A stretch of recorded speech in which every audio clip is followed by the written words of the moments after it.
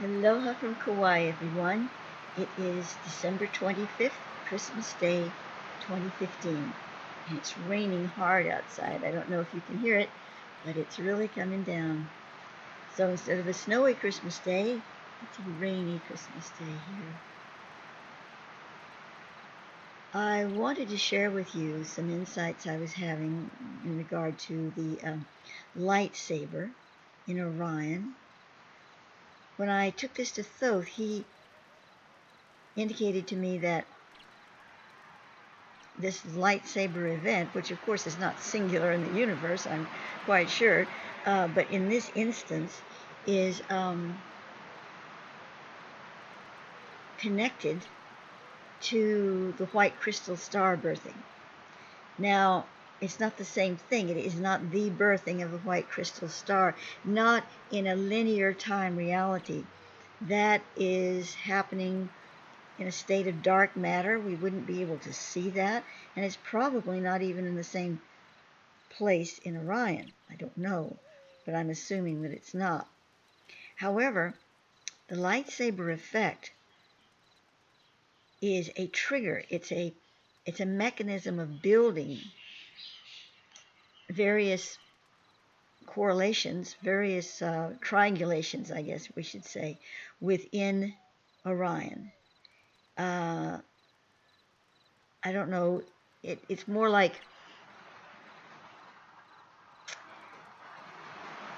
bringing together major aspects of cosmic alignment that is like a building set. It's building something. It's creating a new way of presenting reality to us.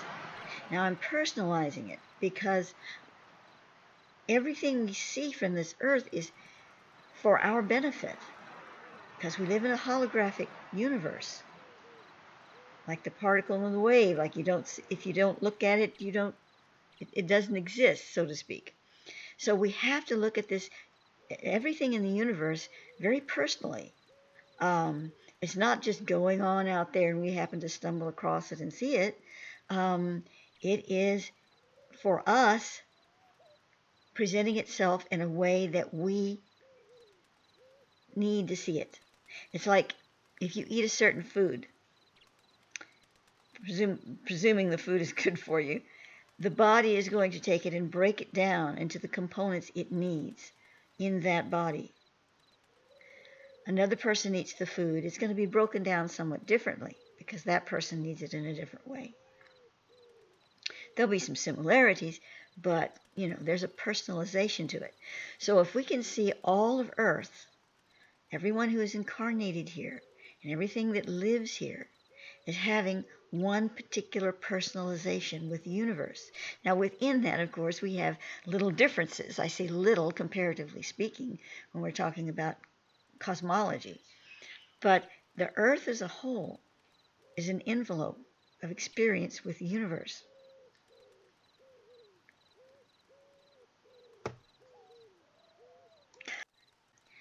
Now, if we take a look at the article I wrote on Anbanur, House of the White Crystal Scar, not scar, star, that was February 18th, 2011.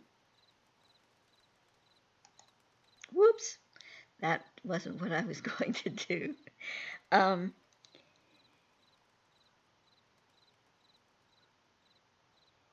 Thoth says, the vibrational name for the star, which shall be birthed from Rigel, is Anbanur, meaning house of the white or shining crystal.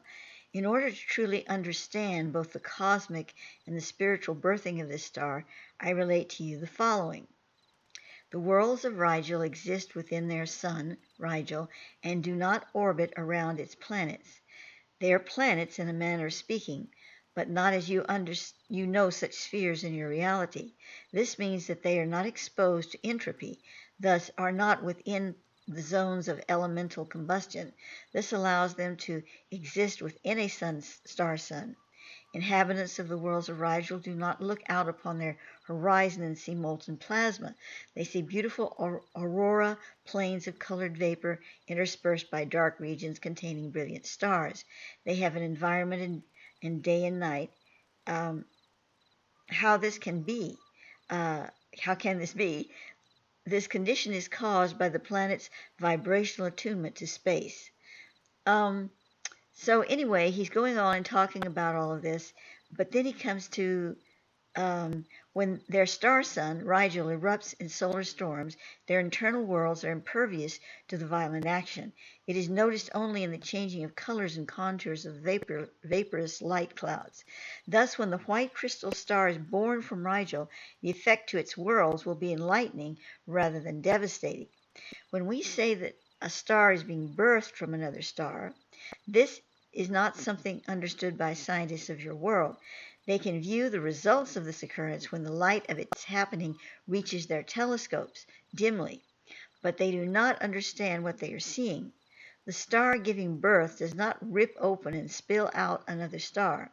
Instead, the mother star changes the spin of its magnofield, and out of that long strands, light years in length, of dark matter, invisible particles, come spiraling out. These strands then are drawn together in the birthing field the mother has created and will eventually form another star which will contain an encoding that links it to its mother. The child star, then, is a new dimensional place for the intelligence of the mother star, yet it has its own signature as well.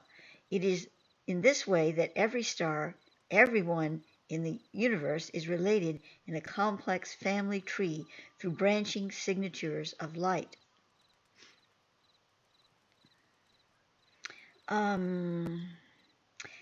And I'm asking some questions here. I'm just skipping down a bit. When will the birthing of Anbanur take place? The beginning of this cosmic event begins in year 2013. However, it will take millions of years for this star to form. Yet, one need look outside the box of linear time as it relates to Earth. Just as the new Earth star exists now to all who place themselves within its stream, so does Anbanur. How does the white crystal star relate to Earth and its new Earth hologram? It contains the seed program for its mother, Rigel, taking it to the full spectrum as a creational matrix for the new Earth star. The new Earth does exist within Rigel. However, the white crystal star is the determining code star for the entire evolution of Rigel as a host for the new Earth. That's a really important point. Yet know this, the new Earth dynamic is only one part of a much larger evolutionary picture for the entire cosmic system of Orion.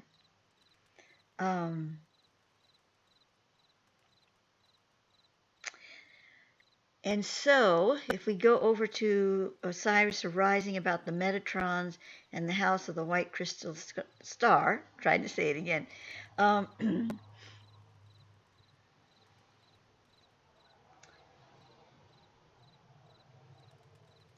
just moving down here and see if there's anything in the relationship. The dweller skulls obviously have a strong relationship to the white crystal star. It is the birthing crystal star streaming from Rigel, the blue star, will rise like a diamond above the crown of the anointed, the grail bearers of the white star, who come forth to birth the child into the new earth. So shall the dwellers speak to and through them to prepare the way for their return. Now that's very cryptic, and I don't pretend to understand all of it, but I can just feel the extreme importance of it, and I think it will be more will be revealed in the near future. And so, taking all this in,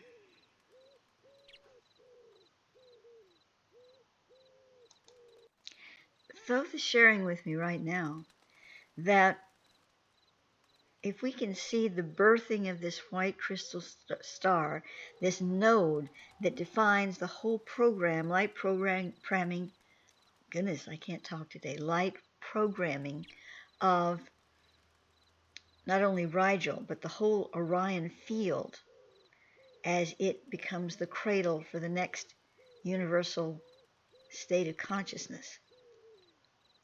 A long way away from us in linear time, but certainly affecting us in the now moment. If we see it in this manner, all the phases of the crystal star birthing are available to us because they're in our own being. The star is being birthed in us as it is in the universe. That's the law of the universe. Everything out there is really in there. And we're projecting it as a view, as a perspective, as a elemental configuration in the outside terrain, but it's really in us. So it's all available to us, all of that. We don't have to wait for it to happen. And as we see the lightsaber action that's going on there in Orion, that is a trigger. And it's something we can see. And pictures of it are being put on the internet and talking about it, and the scientists are looking at it. This places it, this embeds it into our consensual reality.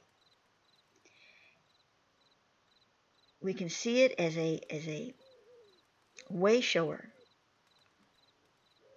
to allow us to receive the star vibration of the light crystal star, the highest point of expression of the newer star, and really far more than that we could receive. But we need a signal. We need something that we can see, because seeing and hearing is really, really important. And what about people like Helen Keller, who were totally deaf, dumb, and blind? My goodness, and yet look at her. She was in this incredible light being. She was seeing, she was hearing, just on another plane, on another level of experience that was not in our language, in our sight referencing. But no human being stops seeing or hearing if they're alive, and they don't stop seeing or hearing after they're crossed over. It's just another way of doing it, another expression of it. So it's important what we see and hear, and what we bring into the experiential modality that we call Earth here. So what this is all leading to, as far as I'm receiving right now from Thoth, and I'm sure there's much more to it, and hopefully I will receive some more as it progresses. I want to say that we're being given a Christmas star. And this is a star that is an aspect of the white crystal star carrying us forward into this new phase. All the planets are direct now today. They're all running direct. And during this period of time, which is up to January, I think 11th or something. I'm sorry I don't have that in front of me, and I'm terrible with dates. But the next few days, we're going to be in this modality. And this is the time when this new star, so to speak, enters our field of perception. And it's in the perception of our cells. Our cells are literally seeing it and feeling it now.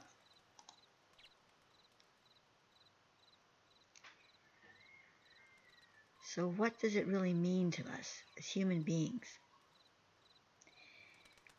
Now, what did Thoth call it again? Let's go back and look at that one more time.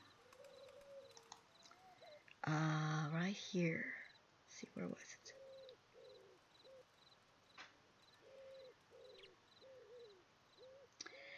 The birthing crystal star streaming from Rigel, the blue star, will arise like a diamond above the crowns of the anointed, the grail bearers of the white star, who come forth to birth the child into the new earth.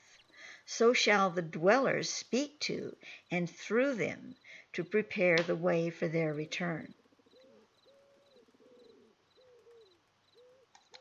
So who are these grail bearers? I don't see them as beings coming from another world. They are us. They are those of us who choose to open and to receive, to become the receptacles. And the star shall crown us, and various aspects of the star. So we can see this star and another star, energy-wise, filling our crowns. As more of the white crystal star energy pours into our space, into our being, the more little stars that represent aspects of it come into our crown, so to speak. And in doing so, we become the ones who will speak, who the dwellers will speak through. Now, I don't mean to say that it's going to be just a bunch of mediumship. Remember, the dwellers are connected to us genetically. They carry our lineages, our bloodlines, our crystalline lines, all of this. So by saying the dwellers will speak through the grail bearers, and if we're the grail bearers, sure, there might be a little of the channeling thing going on like I'm doing now, but that's on the surface.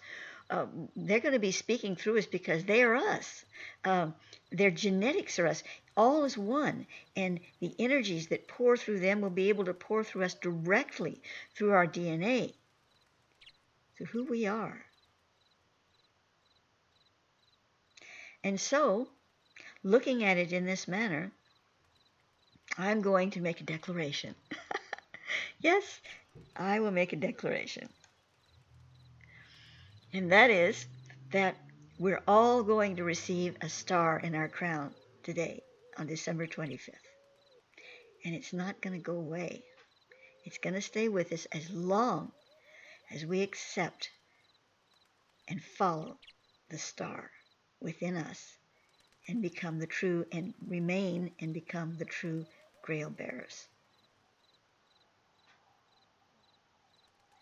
And as Thoth would say, and so it is.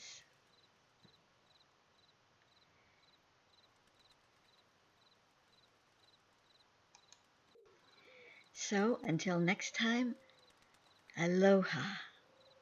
Love you all.